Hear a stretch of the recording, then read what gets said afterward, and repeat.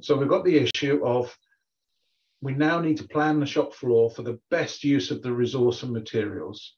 And on the top left, you can see here, we've got a shop order planning screen, which is in IFS, which you can see real time what's going on the shop floor. And you can see where your shortages are, where you're slow perhaps on assembly or machining, or through the operations where they're not quite adhering to the times that you planned. You can then adjust the quantities. You might have scrapped one while you're building, so you can adjust the quantity for the shop order. You can move the start and finish date all on a single screen, so you can see how it all fits together and falls in line with the production and the MRP, the production plan and the MRP action messages. The MRP action messages telling you if your external supply, for example, if it's going to be late. And then to make it easier for the people who are actually assembling on the shop floor, the shop floor workbench has been tidied up considerably, and it's now guided. So you can get access to drawings, you can get access to media, pictures, videos, much easier actually on the workbench. And because IFS Cloud is scalable, it can work on an iPad or a tablet. So you could have that actually with the machine. So the operator has got it in front of them and they can see what they need to do. It could actually be a video of how to assemble it. It can have all of your quality plans in there. It can have the reporting points where you need to report back that you've torqued up a bolt to the correct torque, or if you've got an issue, you can raise a query, if you like, a fault report immediately there from within the workbench. That's the high-tech side. And if we go to the next one, Maggie will take you through the process side.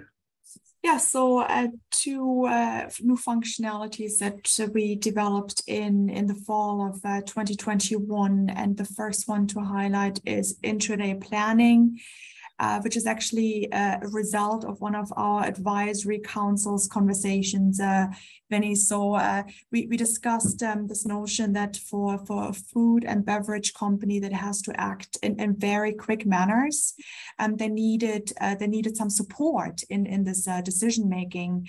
And actually, there was a bit of a sort of a struggle on finding the right name, because we started with same day planning, but in the end we ended up with intraday planning. But in any case, the idea here is that say a food and beverage manufacturer who might be in the fresh food space, say a salad manufacturer, might be getting the order in the morning, doesn't have the luxury to plan the day before, right? Because the shelf life is very short, and once they receive the order, they can actually work with this intraday planning functionality to have a look at all these key decisions that they will have to make. Say there might be they could be adjusting the supply with the demand, and even on a recipe level, right? So that they can be having a look at what's the impact of a particular move that I'm making, and the idea is that they can perform all of this planning on one single screen to ensure that they can deliver at the end of the day.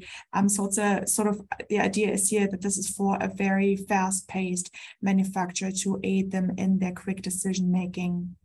Also quite relevant for a food and beverage manufacturer, and say maybe one that is quite weather dependent.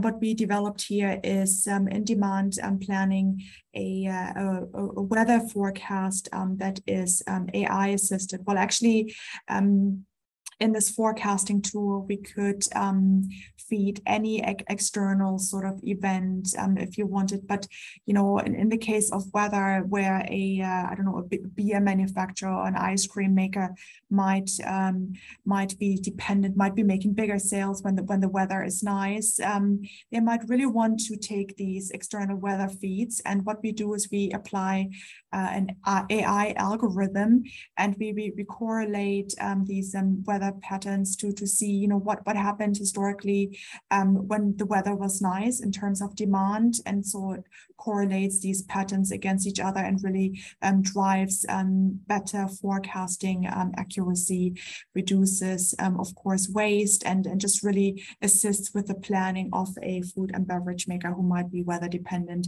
So these are some two nice examples that were just introduced at the end of last year.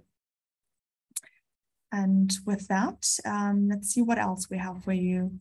Yeah, so these are some of our manufacturing customers across all of our different sub verticals. And maybe just to pick on a couple of my sort of customers, you see the likes of Your Valley, which is a organic dairy producer based in the UK. They recently went to IFS Cloud. By the way, we have about 200 IFS Cloud customers, and sort of the rate at which we are seeing customers joining IFS Cloud is about every 2 days. Another example of a food and beverage company that is an IFS Cloud would be Geyer Herbs. They're based in the US and already picking up and making use of our new functionality there. And then you see the likes of Packer Pies, that is a savory pie manufacturer in the UK that's making use of our mixed mode manufacturing modality in IFS, and they could be sort of, making these pies, but also deciding to freeze them, if they cannot sell them on the spot. So they're sort of using different modes of manufacturing in IFS.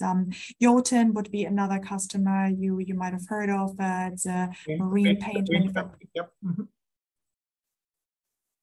Yeah, anyway, so that's sort of some of our food and beverage and chemicals customers, and maybe Andy wants to highlight some of his discrete customers. A very similar story from myself, but for high tech. You've got Cabelco there, they're Far Eastern, they make highly configurable earth moving machines, diggers, for want of a better word. But yes, they're a recent customer. You'll see that Aston Martin Formula One is there. Why are they there?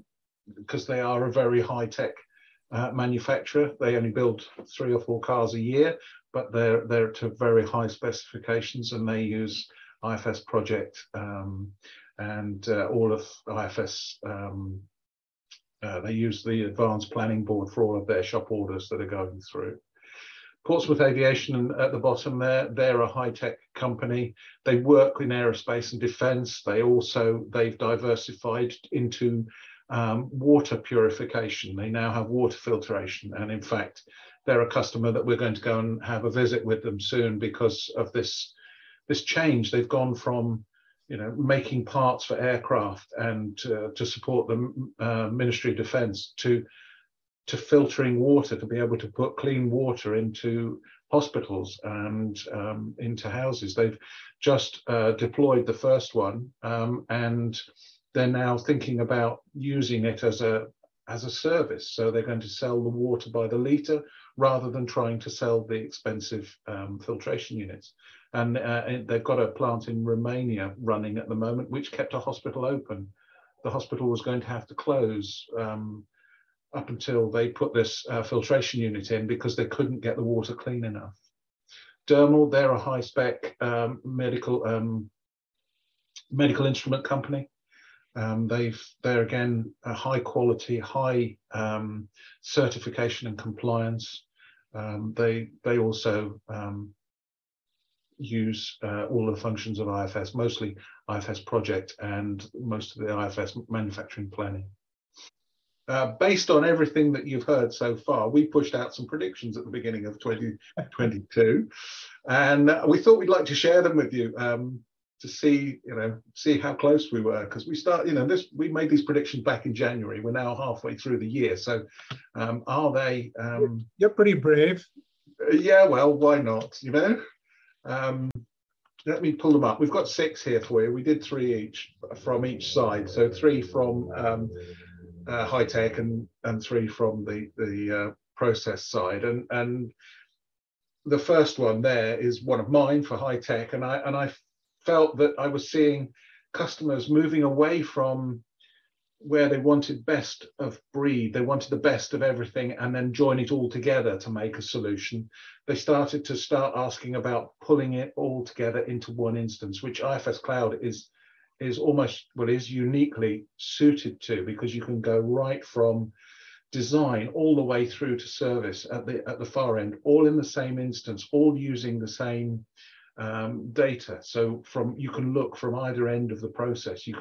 From design, you can look at what's happening in service, and from service, you can look through back up to how it was designed, how it was built, and how it was actually put together, what was used to put it together. So that full digital thread, that traceability that goes all the way through.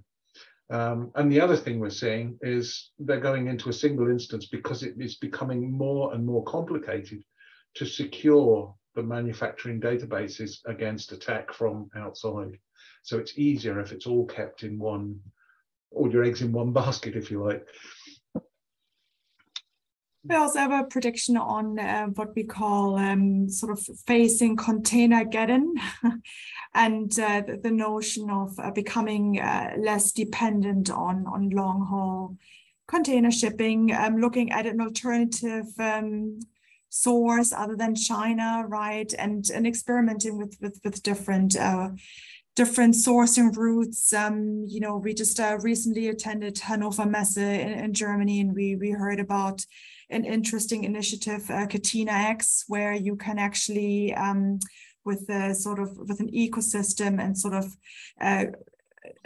data-driven, data-led ecosystem, you can actually, if you were looking for a spare part that you couldn't get through your long-haul container shipping routes, you could actually rely on 3D printing on demand. So we'll see sort of, you know, the experimentation of different sourcing alternatives rather than just relying on China here. So that's no big surprise. The next one, just in time is very good for keeping your costs down and keeping materials moving through and cash flow, but in some cases it's now not the answer, and we're seeing customers moving around to a kind of just in case mentality. Right. Mm-hmm. Yeah. So what we're seeing is that lean is dead, right? Well, yes, but lean principles are not. You've got to keep, you can't just stock and hold stock like the bad old days where you just had everything around you and you put your arms around it and I know I'm safe because I've got all this stock. There is a sort of halfway house where you start to buffer those parts that you need, that might be at risk from shortages. So they might be the supply that have to come a long way. They might be something that is bespoke and unique to a manufacturer that they must have, you know, it can't be anything else because that is the key to the design. So maybe we should be buffering a few of those and having more in stock than perhaps you would if you were just doing just in time. So we're seeing an uptake on demand-driven MRP. And I believe that, you know, more manufacturers will start to use this dynamic buffering that DDMRP allows. And, you know, coming back to the topic of sustainability, it's something that a lot of our customers want to have conversations about at this point in time. Certainly, and I'm sure you've heard this as well, the pandemic served as an accelerator to sustainability in terms of, you know, what's shaking our customer base. I would say it's the anticipation of regulations, and you know, there's not just those global goals, but I already hinted at the fact that there's a lot of sort of regional as well as industry specific pressure. The next one on here is something we're also hearing, and while we were at Hanover, the industry 4.0. Everybody wants to connect to their machines. They've got this concept of MES and MOM to bring their production machines closer to their planning tools. It also means that perhaps some of the machines can be run remotely, you know, lights out and remotely from the planning engine itself, from the planning center. So yeah, we're going to see a lot more connections, and that goes back to my my previous comment about, you know, we've got a lot of old machines perhaps where you can't afford to change them because they are what they are and they're built to last. And we've got to get that connectivity working between the planning systems and the actual production machines themselves. And the last prediction is really about to what extent was data from 2020 and 2021, you know, valuable, and to what extent should manufacturing companies rely on that data. Certainly, we listened to quite a few conversations in our customer base regarding this topic, and you know, it's really sort of about, you know, not throwing that data out the window, because it will certainly, as we think, be valuable with future disruption, but to embed it into your modeling, to look also at sort of other external feeds. We already talked about the weather forecast, for instance, and just pull in, you know, just to be more open towards data and embedding it into your data models and forecasting. So that sort of is what we thought would be what manufacturers would be facing this year, and we will monitor those trends as we're sort of approaching towards the end of the year. Yeah, so we have done. We think we're quite well positioned to support our customers on the circular economy journey, and you know, actually, you know, we like to encourage our customers to really sort of make use of our comprehensive capabilities, and to think about, you know, do they want to, you know, do they want to use this as a vehicle towards decarbonization, because the circular economy is certainly a strong sort of route to achieving these goals. And so we're working with our product planning tool to enhance our remanufacturing capabilities, and sort of, you know, sort of looking at ways of how a manufacturer can actually improve their design. And you already referred to this earlier on, you know, because you need to improve your design in order to disassemble a product and to you know, remanufacture it. And you also at the same time need to incentivize your customers to send these products back to you to begin with. So we're sort of working a lot on this strategy and enhancing it, and at the same time, and along the token of decarbonization, we have also introduced a carbon footprint tool that sits on Microsoft Teams, that our customers can use for the ESG reporting. And the idea here is to, you know, help our customers look at their scope 1, 2, and 3 emissions, and to get them to aid them with their ESG reporting. It's something that's currently happening with a manual upload, but as we're moving sort of into the next releases, we're looking at automating that data flow. So there's quite a lot of thought and investment that's going into sustainability at IFS at this point in time. Yeah, I saw Tamra was on your list of customers. That's a very good example of the circular economy. It would be, exactly, and a very popular sort of, their machines are quite popular actually in Central Europe. So it works. It works that you incentivize those customers to come back to the stores and bring their bottles back to the machine and get a little token that you can then cash in for. So it's a good model. Well, thank you very much. Any final thoughts? I have no more to share with you. All I can say on this particular slide is we're looking at and working with customers on how we take things apart. It comes in as a used product, and how you take it to pieces, and what you do with the value of those parts, and how many times those parts can be used again before they have to be disposed of. So there's a lot of work going into that, you know, and that also goes back to design, but also we're also looking at how perhaps we could have an inverted bill of materials, where a part comes in and you can take it to pieces, and those pieces then can go back onto the shelves after a quality inspection or some sort of functional test, so that you can use the parts again.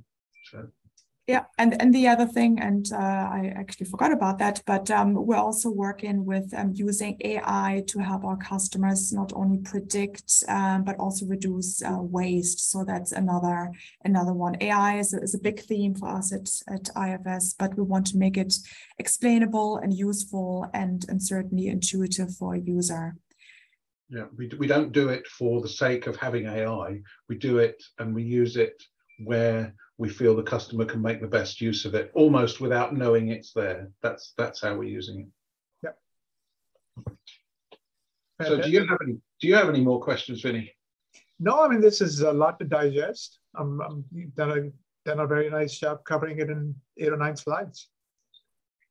Good. Great. Well, thanks for having us, Vinnie.